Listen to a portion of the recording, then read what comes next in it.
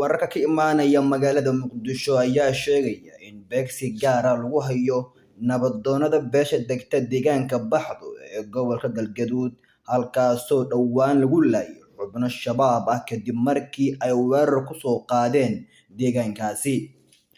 Xalay iyo habeenkii ka horeeyay waxaa Muqdisho lagu kala diray labada nabadoon ee kala ah Sheekh Salaad Ciise Diiri iyo Sheekh Cabdi Faninte kuwaasoo ka mid ah waxgaradka ugu saameynta badan beesha degta deegaanka Baxdo iyadoo dhalinyaro bistoolado ku hubeysan oo shabaab la xiriiray ay falkaasi ka dambeeyeen.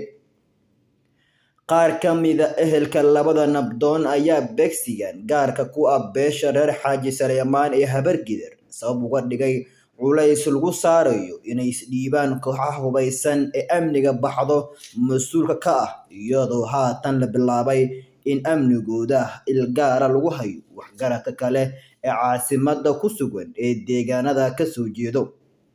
Si kastaba muddooyinkan dadka reer Muqdisho waxay ka nasteen beegsigii badnaa ee kooxda Al-Shabaab balse waxaa bedelay tuugo iyo ciyaal weero khasaare badan ka geystay caasimadda walow ay walwal hor leh abuurtay halkii ay geysan jireen amniyaadka shabaab ee dib u soo laba kacleeyay.